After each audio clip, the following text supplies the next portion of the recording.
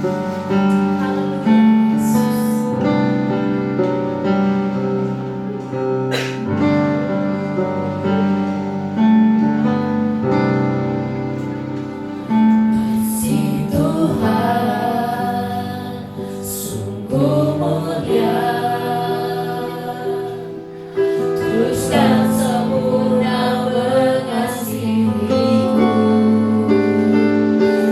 Mohon banyak, Tuhan, Tuhan,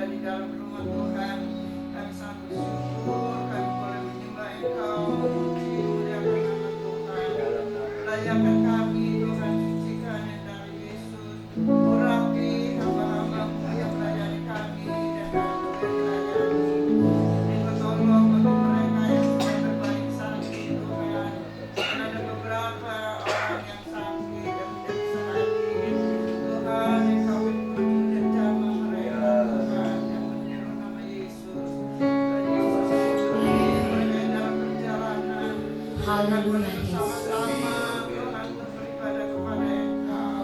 Urapi sekolah minggu juga Tuhan.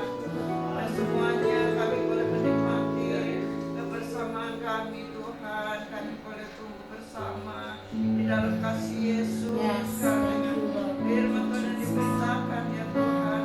Kami boleh mendapatkan kekuatan yang baru. Dan Tuhan menolong bagi kami semua.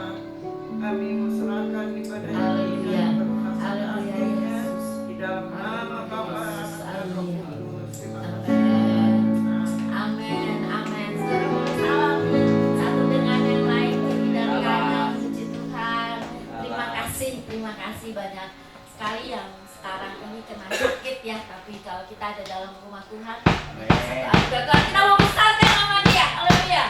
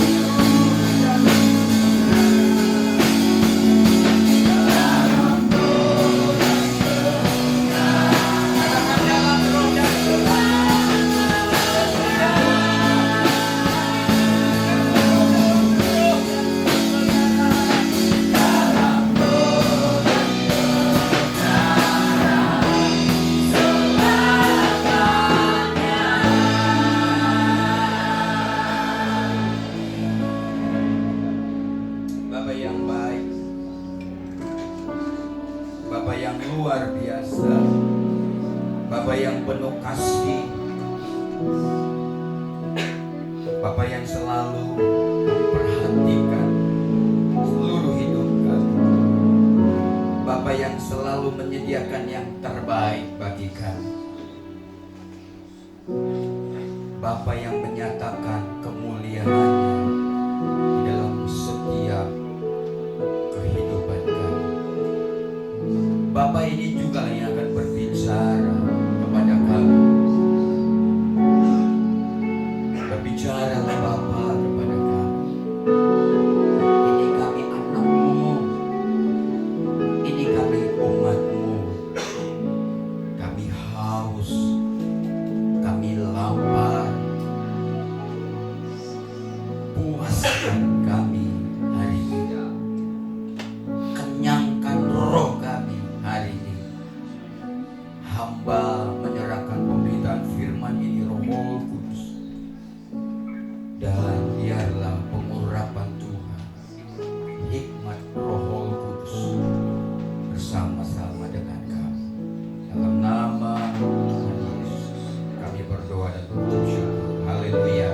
Amin. Silakan duduk Bapak dan Ibu saudaraku yang diberkati Tuhan. Shalom. Shalom. Ada banyak yang hari ini sakit. Tolong dijaga kesehatannya, cara istirahat ya lebih banyak, tapi jangan kalau memang karena cuacanya kadang panas, kemarin hujannya sebentar ya. Hari ini kita tetap berbicara tentang tumbuh bersama. Kita langsung buka saja. Saya harap racikan dari firman ini saya racik. Dan saudara suka dengan makanan yang hari ini disediakan. Karena banyak orang tidak menyukai racikan ini. Tapi saya coba buat saudara, harap saudara mengerti, saudara harus memahami. Memang inilah kondisi real yang kita hadapi ketika kita memang bersama-sama ada di dunia yang jahat ini. Jadi saudara tidak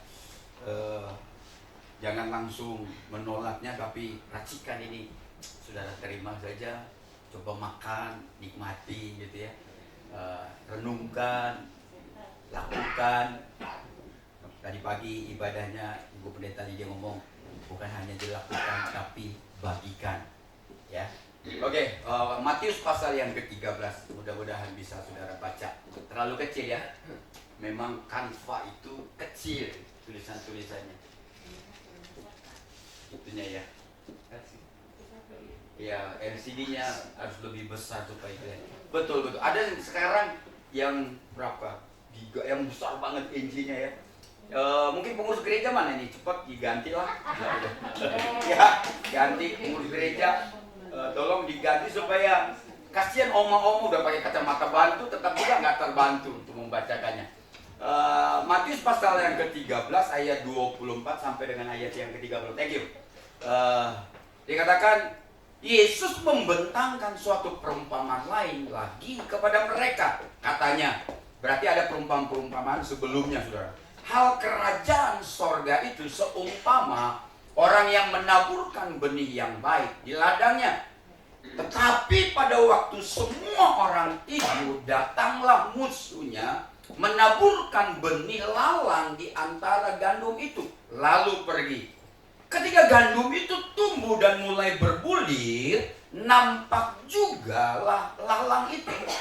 Maka datanglah hamba-hamba Tuhan ladang itu kepadanya dan berkata, Tuhan, bukankah benih baik yang Tuhan taburkan di dalam ladang Tuhan? Dari manakah lalang itu?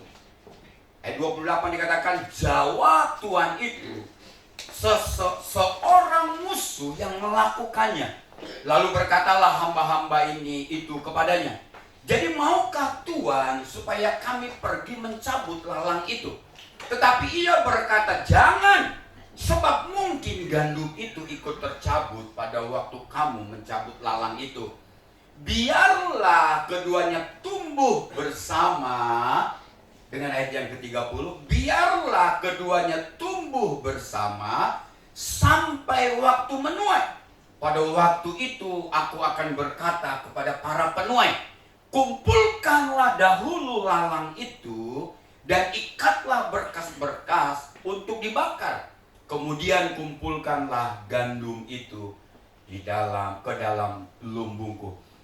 Amin. Kalau saudara baca ayat yang ke-24 sampai dengan ayat yang ke-30, arti dari perumpamaan ini, saudara-saudaraku, dijelaskan di ayat yang ke-36 sampai dengan ayat yang ke-43. Saudara, penjelasannya ada. Karena murid-muridnya tanya, maksudnya apa dari perumpamaan itu? Dijelaskan oleh Tuhan Yesus di ayat 36 sampai dengan ayat yang ke-43. Saudara bisa lihat. Saya mengatakan gini, sepintas kalau kita seorang petani mendengar perumpamaan ini, pasti kita tidak setuju. Karena masa sih padi dan ilalang atau padi dengan rumput liar dibiarkan tumbuh bersama-sama, kan bisa menghimpit, bisa merusak padi itu, bisa merusak benih gandum itu. Mungkin saudara mengatakan, saya tidak setuju dengan perumpamaan ini. Saudara merasa jengkel gitu ya. Kenapa kok membiarkan lalang atau rumput liar dan gandum bisa tumbuh bersama-sama? Mungkin juga di antara kita, ketika saya bacakan ayat-ayat tadi, ada di antara kita yang merasa bingung. Mengapa pemilik tanah tidak mengizinkan hamba-hambanya mencabut lalang atau rumput liar itu yang tumbuh di antara gandum?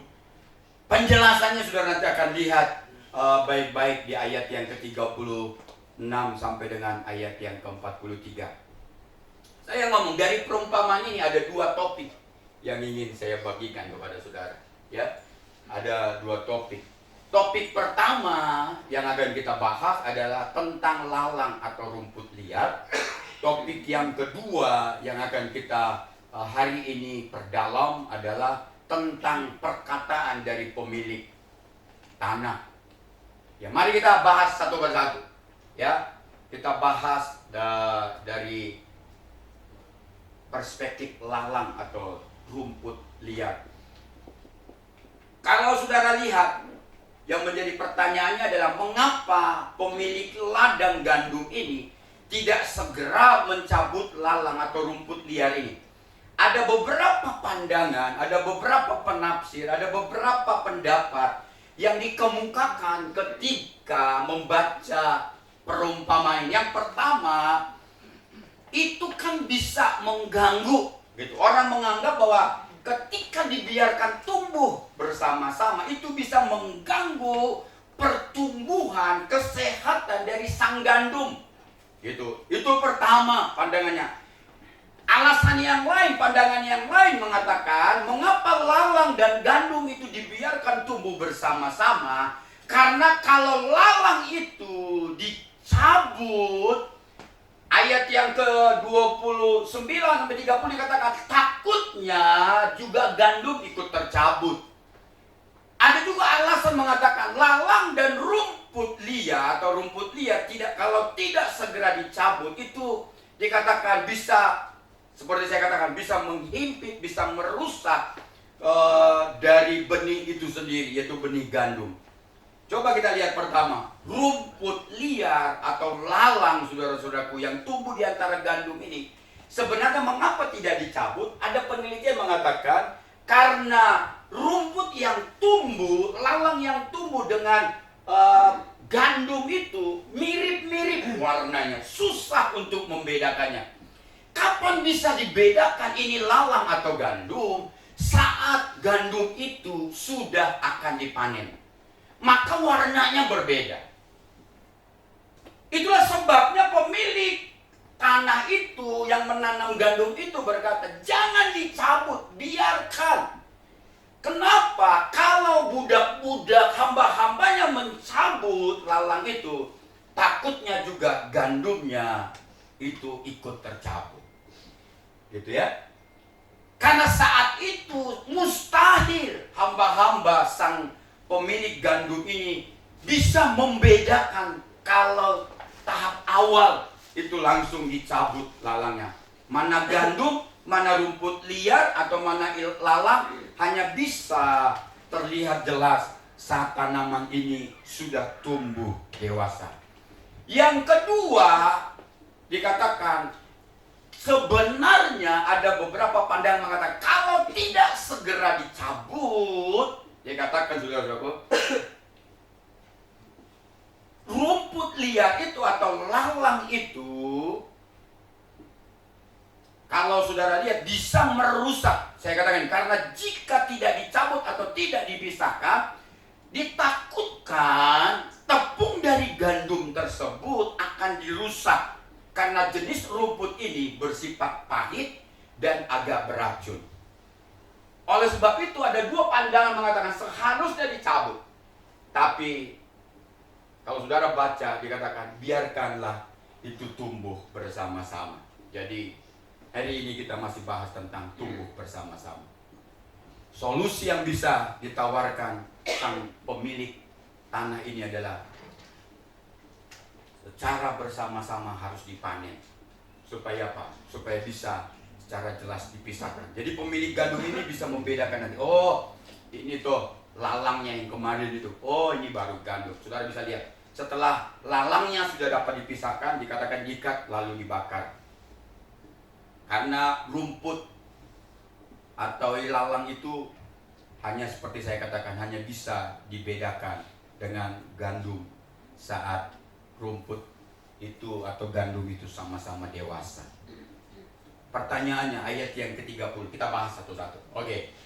Dikatakan ayat 30 dikatakan biarlah atau biarkan keduanya tumbuh bersama sampai panen.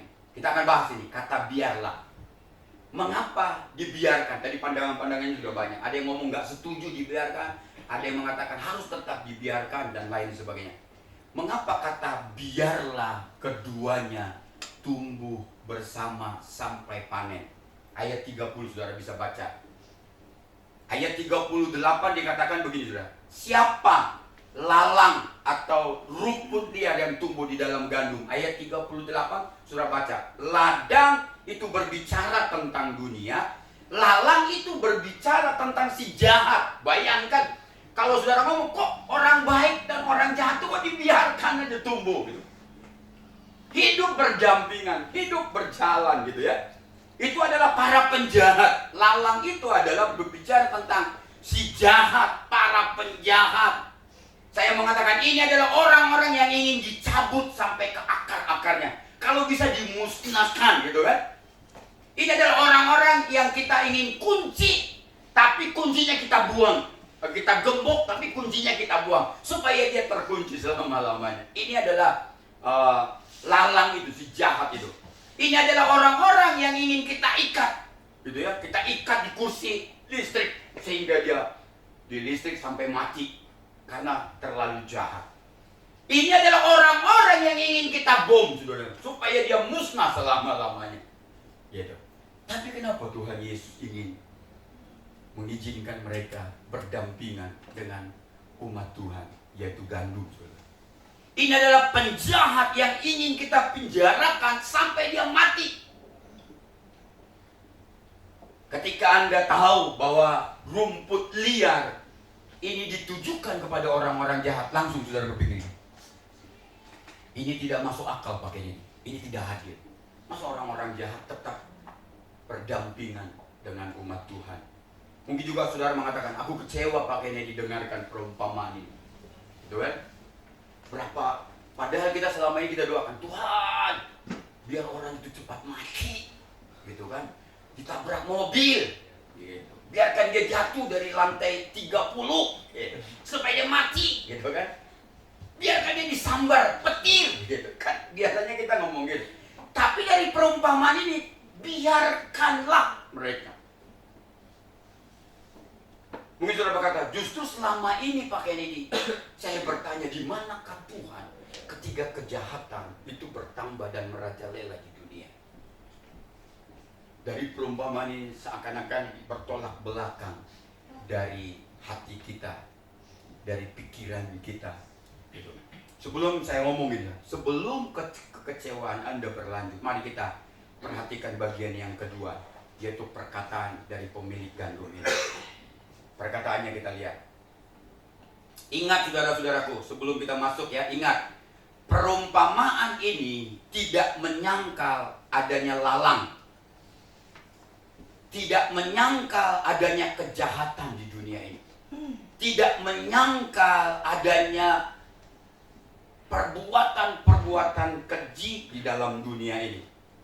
Di antara gandum dikatakan. Pemilik tanah itu kalau saudara baca, yaitu anak Allah, yaitu Yesus Kristus. Dan dia mengetahui, kalau saudara baca, dia tahu di ayat yang ke-28 dikatakan, saya tahu siapa yang menaruh benih itu. Itu adalah seorang musuh. Ya. Dia tahu sebenarnya.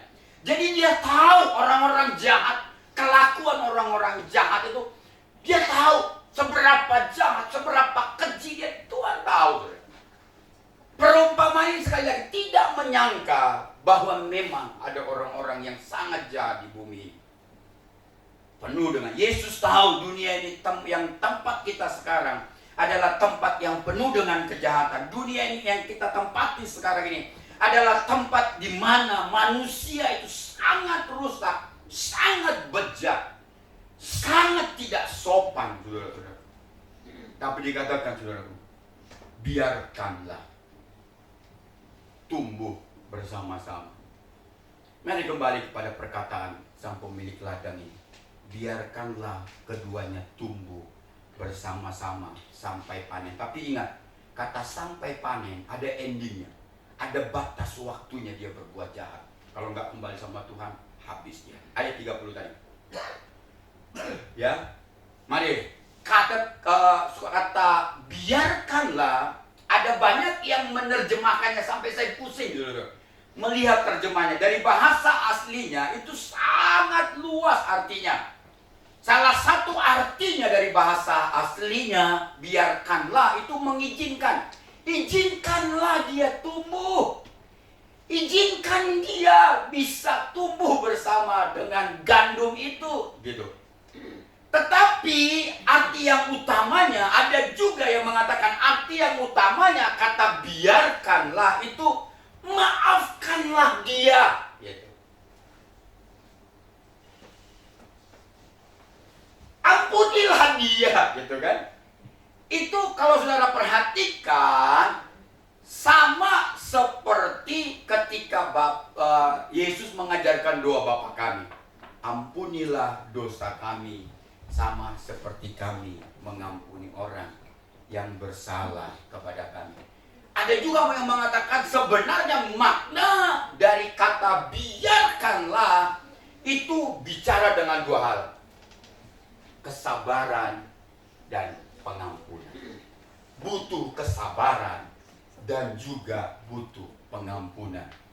Oleh sebab itu saya katakan, saudara-saudara, salah satu harga yang termahal ketika kita sepakat untuk tumbuh bersama-sama adalah selalu tersedia bagi kita pengampunan bagi orang-orang yang seakan-akan dibiarkan tumbuh berdampingan dengan saudara-saudara. Ini adalah tantangan dari tumbuh bersama. Tersedia, selalu tersedia. Tantangan dari tumbuh bersama selalu harus tersedia dari kita. Kesabaran dan pengampunan. Saat kita tumbuh bersama, satu hal yang harus diketahui oleh kita adalah ini, harus pasti ada orang-orang yang akan menyinggung perasaan kita. Pasti ada orang-orang yang akan menyakiti hati kita. Mengapa? Karena si jahat itu dikatakan, lalang itu dibiarkan tumbuh bersama-sama. Ada orang-orang yang tidak peduli dengan kita. Kadang kita bisa bertemu dengan orang-orang yang tidak peduli. Sudah berapa kali dia mengecewakan kita. Tidak peduli berapa kali dia sudah menyakiti hati kita. Tidak peduli. Kita akan ketemu dengan orang-orang yang seperti itu. Karena lalangnya nggak dicabut. Tapi dikatakan ketika biarlah, kalau saudara ingin bertumbuh bersama, izinkan dia. Nanti ada beberapa alasan, saudara. Atau tetap sediakan kesabaran. Ini kenyataannya, saudara. Dan ini dari perumpamaan ini adalah sesuatu yang wajar. Waktu saya tulis, saudara, ini saya katakan, pengakuan saya, ini sangat berat. Ini ongkos yang sangat mahal ketika kita sepakat untuk tumbuh bersama di dalam Kristus. Ongkosnya yang mahal itu apa? Kesabaran dari pihak kita. Kedua, pengampunan yang selalu tersedia bagi kita. Ini bukan tentang berapa kali Pak ini saya harus mengampuni. 1 kali, 2 kali, 3 kali, 4 kali, 5 kali, 7 kali kan. Ini bukan bicara itu. Ini berbicara selalu tersedia kesabaran. Selalu tersedia pengampunan. Kalau kita ingin tumbuh bersama. Karena ini ongkosnya. Mahal ongkosnya. Kalau saudara ingin tumbuh. Di sebelah saudara, samping saudara ingin tumbuh bersama dengan saudara. Tumbuh bersama di dalam Kristus. Dewasa bersama di dalam Kristus. Ongkos yang harus kita bayar adalah kesabaran. Dan selalu tersedia pengampunan. Dia saya hitung pakai ini udah 4 kali. Menyakiti hati saya. Perasaan saya, kan ada nyanyi orang Batak. Apa itu ya, lupa saya. 1 kali kau sakiti hati ini, akan masih ku maafkan. 2 kali kau sakiti hati ini, juga ku maafkan.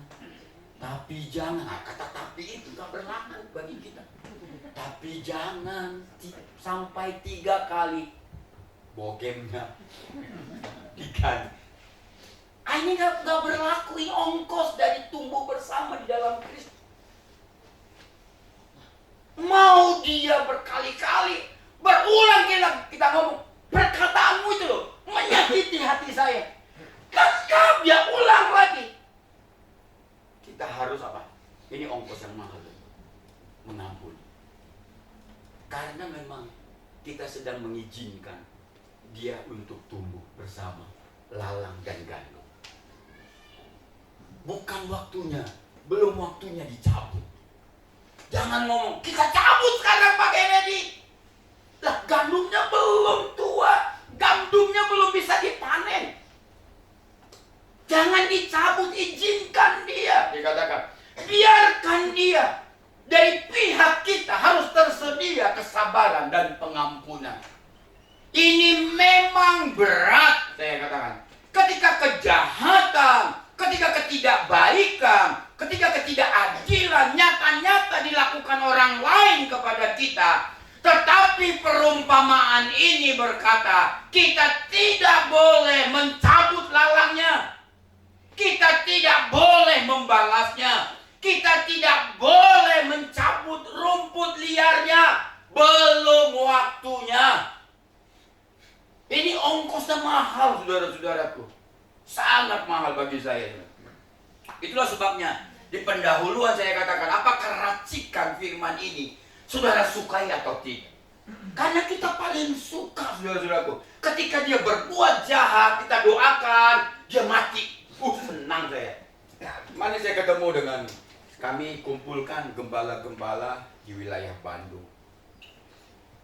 Salah satu gembala sangat senior, dia katakan, pakai ini. Dia dengan bahagia, dengan bangga. Padahal saya sudah persiapkan buat bayi. Pakainya dia. Bapak tahu nggak? Ada orang yang selama ini nunjuk-nunjuk saya.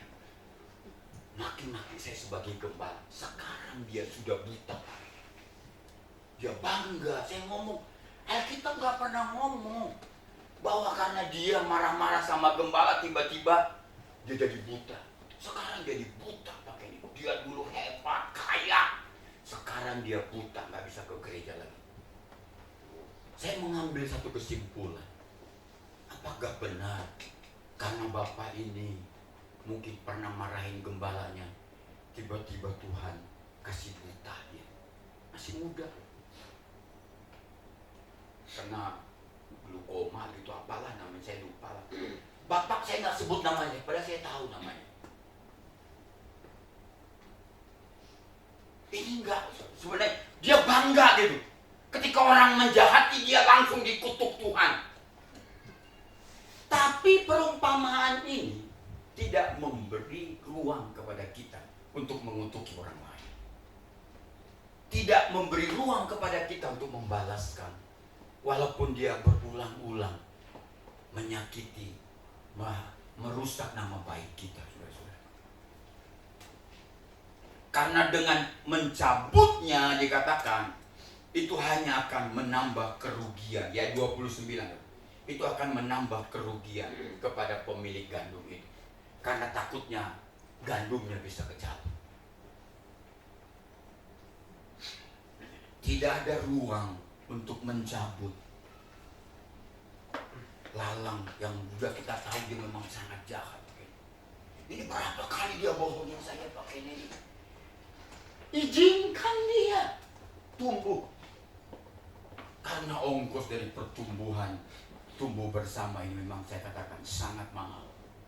Yaitu ongkosnya kesabaran dan pengampunan. Respon yang diinginkan oleh Yesus kepada kita adalah sekali lagi kesabaran dan juga pengampunan. Tuhan Yesus sebagai pemilik lahan gandum itu juga mempraktekkan perumpamaan ini. Dia sedang ngomong gini loh, pendekatan yang seperti, jadi dia ngomong ini, aku melakukannya. Jadi pendekatan perumpamaan ini sedang direkomendasikan kepada saudara. Aku melakukannya. Gak bunuh tentara-tentara Romawi yang memaku kakiku, yang memaku kedua tanganku. Aku tidak langsung membunuh tentara-tentara Romawi yang mencambuk aku. Aku tidak membunuh mereka ketika mereka menangkap aku. Aku tidak membunuh mereka ketika mereka mengata-ngatain aku, memaki-maki aku. Aku tidak membunuh orang-orang Israel yang berteriak-teriak sambil meludahi aku.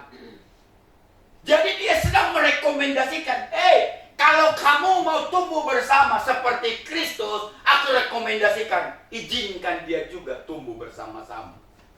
Sama seperti aku mengizinkan orang-orang yang memakuk tanganku dan kakiku, yang berteriak-teriak mengatakan salibkan dia, yang mencambuk dia. Ini rekomendasi dari Tuhan Yesus kepada saudara dan saya. Tuhan Yesus sedang mengatakan bahwa inilah yang sedang juga dia lakukan kepada saudara. Dia tidak langsung mematikan saudara, menghancurkan saudara ketika saudara berbuat dosa. Dia juga tidak langsung mematikan saudara, menghancurkan saudara, meremukkan saudara ketika saudara berbuat salah kepada Tuhan. Jauh dari Tuhan. Dia katakan, aku pun tetap izinkan engkau tumbuh bersama. Aku izinkan engkau tetap berdampingan. Tuhan sedang berkata dua hal ini. Dia melakukannya kepada orang-orang yang telah memakukan dia, menyalibkan dia. Dia juga sedang melakukannya kepada saudara. Dia tidak langsung mencabut lalangnya. Karena kita tidak tahu kapan kita jadi lalang. Kadang kita jadi lalang, tapi Tuhan tidak cabut kita. Ada dua tetap yang dia lakukan. Apa? Kesabaran. Dia sabar terhadap kita. Dan selalu memberi pengampunan kepada kita. Sampai pada suatu saat panennya. Kalau sudah panen itu datang, maka semua habis. Tapi sebelumnya, jadi dia sabar terhadap kita. Dia juga selalu menyediakan pengampunan buat perbuatan dosa kita. Saya ngomong, dengarkan ini baik-baik. Ini penekanannya sudah. Mungkin hari ini kita adalah gandum.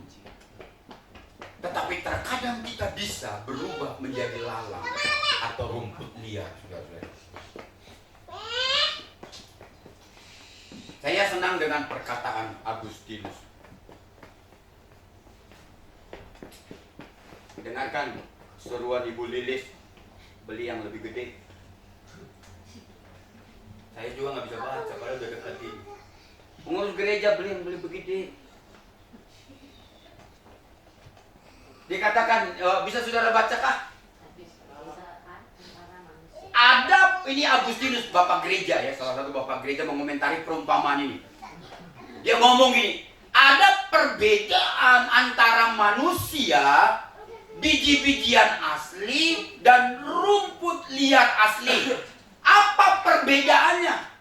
Kalau tadinya biji-bijian di ladang, dia tetap menjadi biji-bijian, tidak pernah berubah. Apa yang tadinya rumput liar, dia tetap menjadi rumput liar, tidak pernah berubah. Namun di ladang Tuhan, dengerin baik-baik. Namun di ladang Tuhan, yaitu saudara dan saya ini, yaitu gereja, ada kalanya biji-bijian berubah menjadi lalang. Dan ada kalanya apa yang tadinya lalang berubah menjadi biji-bijian. Dan tidak ada yang tahu apa yang terjadi pada hari esok. Jadi kalau saudara ketika teman, ketika ini tumbuh bersama, ketika teman saudara mulai berubah sifatnya, karakternya seperti lalang, jangan ngomong aku cabut. Karena suatu saat kita bisa jadi lalang, saudara. Kalau padi, dia akan tetap jadi padi. Kalau kita enggak, bisa berubah. Ada kondisi-kondisi tertentu yang membuat kita berubah. Dan Tuhan ngomong, aku tetap izinkan engkau ketika engkau berubah jadi lalang. Aku tidak langsung buru-buru mencabutnya. Ada waktu-waktu tertentu kita bisa memang gandum. Puji Tuhan sih, dari awal sudah terima Yesus sampai akhir masuk surga, mati langsung tetap jadi gandum. Tapi percaya ada waktu-waktu kita jatuh dalam dosa. Ada waktu-waktu kita hidup dalam dosa. Itu bukan sedang saya katakan boleh, tapi kadang kondisi-kondisi itu dialami oleh kita. Kita jadi lalang, saudara-saudara. Di antara gandum, kita bergereja bersama-sama, duduk bersama-sama. Belum tentu yang di samping saudara adalah gandum semua. Bisa saja dia sedang jadi lalang, saudara. Dia tidak jauh dari Tuhan, melakukan hal-hal yang tidak benar di dalam Tuhan. Bisa saja. Tapi dikatakan Tuhan tetap izinkan dia harus tumbuh bersama-sama. Saya senang dengan pernyataan dari Bapak Gereja kita ini, yaitu Agustinus. Saya katakan catatan yang paling meyakinkan dalam kisah Yesus adalah ketika musuh-musuhnya memakut tangannya dan kakinya di atas kayu salib, dia mengampuni mereka. Dari perumpamaan ini kita belajar apa yang disebut belas kasihan dan apa itu keadilan, apa itu kesabaran, dan apa itu pengampunan. Dari belas kasihan kepada keadilan, dari kesabaran kepada pengampunan, ada hal, saya ngomong, dari belas kasihan, saya ngomong tadi saudara lihat tuh, kepada keadilan ada hal yang paling besar yang Tuhan sediakan. Dan sampai hari ini Tuhan sediakan. Ketika saudara jadi rumput liar atau lalang, sedang tumbuh bersama, Tuhan sediakan kepada saudara pengampunan. Dari perumpamaan ini, saudara, tidak tersedia balas dendam untuk menyelesaikan apapun dari perumpamaan ini. Maaf, yang kita doakan selalu harusnya dia datang langsung mati. Bukan.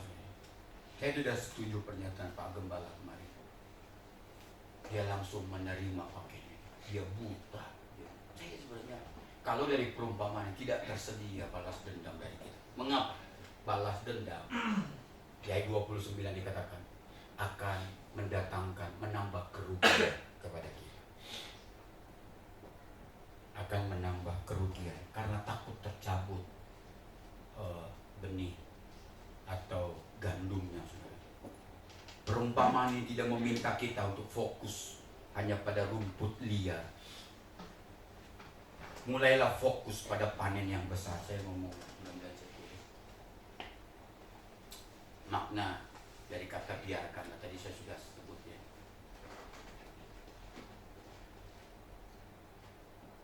Saya mengatakan begini, saudara. Dari perumpamaan ini tidak diminta kita fokus, hanya fokus pada rumput liar. Saudara lihat dari pemilik lahan itu, saudara. Dia tidak fokus. Mulailah fokus pada panen yang akan terjadi. Gandum akan dikumpulkan dalam jumlah yang melimpah dan membuat si pemilik tanah, si pemilik gandum, buruh, hamba-hamba tani itu akan sama-sama bersukacita. Saya katakan, lalang ataupun rumput liar yang tumbuh bersama dengan gandum, dengar ini, baca perumpamaan, tidak mempunyai kekuatan untuk menghalangi panen besar. Dengar ini baik-baik. Lalang dan gandum, baca baik-baik perumpamaan ini. Lalang atau rumput liar tidak memiliki kuasa walaupun dia berdampingan tumbuh bersama-sama untuk panen yang luar biasa, panen yang banyak. Tadi kekhawatiran kita tidak terbukti. Kenapa harus diizinkan tumbuh bersama? Nanti dia bisa menghimpit, bisa merusak gandumnya. Tidak terbukti, saudara. Kalau saudara izinkan dia tumbuh bersama-sama, saudara sabar terhadap dia, saudara ampuni dia. Dikatakan orang gandum, lalang ini, rumput liar ini, tidak berkuasa mempengaruhi hati kita. Saudara. Tidak berkuasa mempengaruhi jiwa kita. Tidak berkuasa menurunkan iman kita. Karena toh pemilik gandum itu dia panen besar. Toh juga pemilik gandum itu dan hamba-hambanya yang ketika memanennya, toh juga mereka bersukacita. Tidak merusak kebahagiaan kita. Sekalipun kita izinkan dia berdampingan.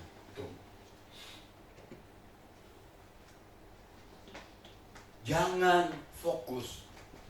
Sehingga saudara, alah itu melulu. Dia lagi.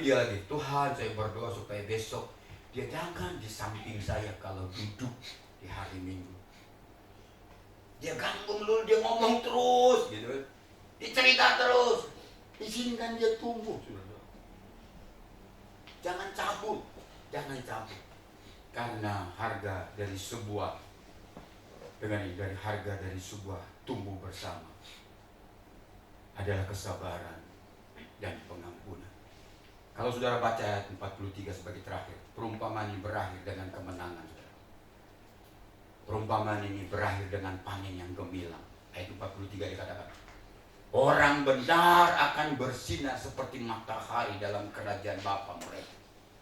Siapa yang mempunyai telinga untuk mendengar, hendaklah kita mendengar. Apa yang kita mau dengar? Perumpamaan ini. Untuk kita bisa tumbuh bersama, ada ongkos yang harus kita bayar dan sangat mahal. Kalau kita bersepakat, kita mau tumbuh bersama, dewasa bersama di dalam Kristus, ongkosnya adalah kesabaran. Ongkosnya adalah pengampunan. Tanpa itu, kita tidak bisa tumbuh bersama. Ingat, kadang kita adalah lalang, saudara. Kadang kita bisa jadi gandum. Tapi suatu saat karena kondisi dan situasi, kita bisa jadi lalang. Perumpamaan mengatakan, toh juga Yesus melakukan hal yang sama dengan kita. Acap kali kita jadi lalang, dia tidak cabut kita. Puji Tuhan kalau saudara dari hari ini sampai selama-lamanya tetap jadi gandum. Tapi dari perumpamaan ini kita tidak terlepas, kadang kita bisa menyakiti perasaan orang lain, sadar atau tidak sadar, sengaja atau tidak sengaja. Kita bisa merusak orang lain, nama orang lain, sengaja atau tidak sengaja. Ketika itu terjadi, kita sebenarnya sedang jadi lalang. Tapi Tuhan izinkan kita tumbuh bersama. Gereja ini pun sama. Ketika saudara menganggap ada orang-orang yang tidak mengerti perasaan, menyakiti hatimu, dan itu berulang-ulang sudah terjadi, katakan, aku izinkan dia tetap tumbuh bersama.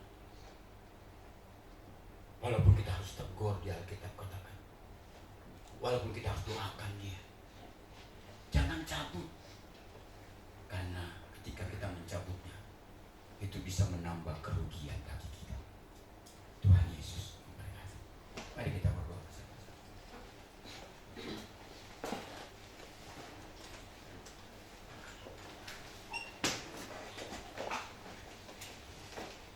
Hari ini kau sudah dengar tentang tumbuh bersama. Kata tumbuh bersama dari perumpamaan ini, kadang startnya tidak sama, saudara-saudara. Kualitas iman kita tidak sama. Jarak iman kita juga tidak sama. Ketebalan iman kita juga tidak sama. Tapi toh inginkan kita, toh rindukan kita, toh minta kita untuk bertumbuh. Bukan hanya tumbuh sendiri-sendiri, bukan hanya tumbuh di dalam Kristus, besar di dalam Kristus, dewasa di dalam Kristus, hanya 1, 2, 3 orang. Tapi Tuhan rindukan seluruh jemaat GCF Frata ini bisa tumbuh bersama-sama di dalam Kristus. Tapi perumpamaan ini mengajarkan kepada kita, ketika kita tumbuh bersama dan sepakat berjalan, beriringan bersama-sama, karena kita ingin bertumbuh, komitmen supaya si A, si B, dan si C itu tumbuh bersama-sama di dalam Kristus dengan saya. Rupanya ada ilalang yang ada di komunitas kita. Tuhan katakan, kau jangan cabut. Izinkan dia terus. Karena waktu-waktu tertentu bisa saja saudara dan saya menjadi lalang di antara gandum. Yesus meminta kita untuk sabarlah sampai panen itu tiba, baru dia akan pisahkan mana lalang. Kita tahu ending dari lalang, mereka diikat berkas-berkas dan dilemparkan, dibakar ke dalam api. Saya tidak berharap saudara sampai ujung dari kehidupan saudara tetap jadi lalang. Tuhan sabar menunggu kita, dan Tuhan sediakan pengampunan. Tapi ingat, ada keadilan Kristus yang berlaku buat saudara dan saya. Kalau sudah panen tiba, lalang akan tetap jadi lalang, gandum akan tetap jadi gandum. Kalau Tuhan izinkan engkau punya waktu untuk mengubah hati, mengubah karaktermu, mengubah hidupmu menjadi dari lalang kepada gandum, hari inilah waktu bagi saudara. Ku datang Tuhan, ubah hatiku baru oleh anugerah yang ada padamu.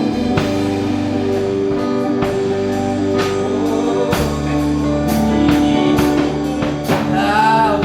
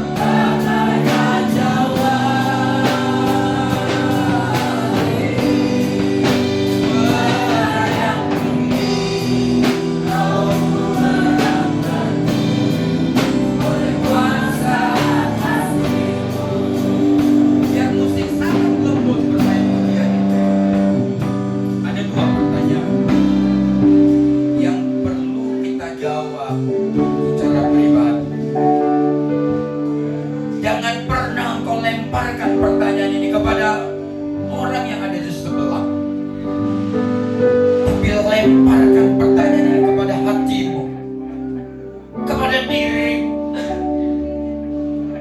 Pertanyaan pertama, apakah engkau kalau melihat kondisi imanmu hari ini, beranikah kau berkata bahwa aku ini gandum Pak Kennedy? Aku masih tetap jadi gandum Pak Kennedy. Good. Tapi pertanyaan yang kedua, ini juga jangan kau lempar kepada orang lain pertanyaan ini. Biarkan engkau tangkap pada dirimu. Apakah engkau hari ini berkata, kondisiku Pak Kennedy, keadaan imanku, kerohanianku Pak Kennedy, sudah seakan-akan seperti lalang, rumput liar. Perumpamaan ini memberi kepada saudara sebuah ketegasan. Apapun posisimu hari ini, apakah gandum dan ilalang, Tuhan beri engkau kesempatan. Dia tetap sabar sampai hari ini. Dia tetap menyediakan pengampunan kepadamu. Tapi dengarkan ini baik-baik. Tetap ada hukum yang ketiga, bukan hanya kesabaran dan pengampunan. Ada hukum yang ketiga berlaku di sorga, yaitu keadilan Tuhan. Kalau sudah panen, maka gandum itu akan dipisahkan dengan ilalang. Akhirnya ilalang akan dibakar. Tuhan katakan hari ini, kalau Dia izinkan engkau tumbuh lalang dan gandum, bukan berarti Tuhan tidak tahu siapa engkau. Dia bukan berarti tidak tahu kejahatanmu, bukan tidak berarti Dia tahu dosamu. Dia tahu. Sama seperti perumpamaan yang kita baca. Dia tahu si jahat itu telah menanamkan benih ilalang, tapi toh diizinkan untuk tumbuh bersama. Karena hati Bapa sabar, hati Bapa tersedia pengampunan, tapi di hati Bapa juga ada keadilan. Apa yang Tuhan mau terima hari ini? Dengar dari pribadi kita. Engkau bukan hanya meresponi. Kalau engkau lalang, katakan sama Tuhan, pulang dari tempat ini, aku berhenti jadi lalang. Sudah sepanjang tahun, bahkan bertahun-tahun, engkau sabar memeluk aku. Sabar membiarkan aku. Dan hari ini firman Tuhan mempertegas kesabaran Tuhan itu tidak berakhir karena ada keadilannya di sana. Mari saudara-saudara, tumbuhlah bersama. Ada ongkos yang kita harus bayar. Gereja ini harus banyak. Kalau kita sepakat untuk tumbuh bersama di dalam Kristus, dewasa bersama di dalam Kristus, saudara dan saya harus selalu tersedia kesabaran, selalu tersedia pengampunan. Kita naikkan pujian ini sekali lagi. Setelah itu saya akan berdoa buat saudara. Katakan, datang Tuhan, datang Tuhan, datang hari ini. Datang Tuhan, datang ke altarnya, datang ke altar Tuhan, datang ke altar Tuhan, datang ke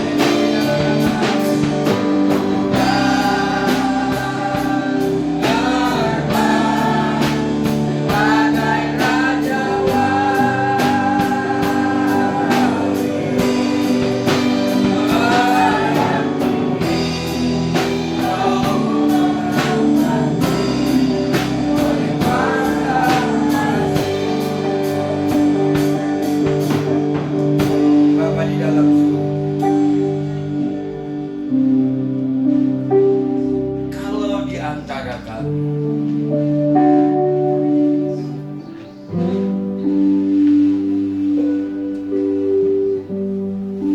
Hari ini seperti lalu, kami datang ke altar-Mu dan kami mendapatkan kasih. Tapi seandainya lalang-lalang itu telah menyakiti hati kami, merusak nama baik kami, merusak hati kami,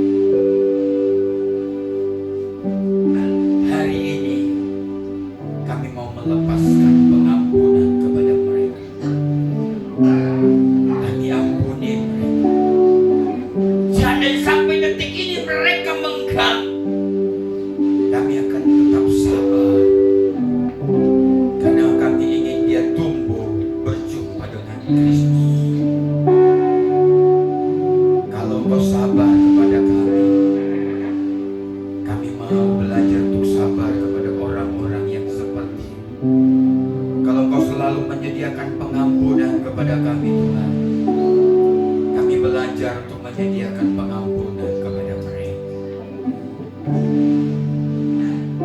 Terima kasih Bapa di dalam surga. Terpujilah Kau. Berkati rumah tangga kami, berkati studi kami, berkati pelayanan kami, berkati pekerjaan kami,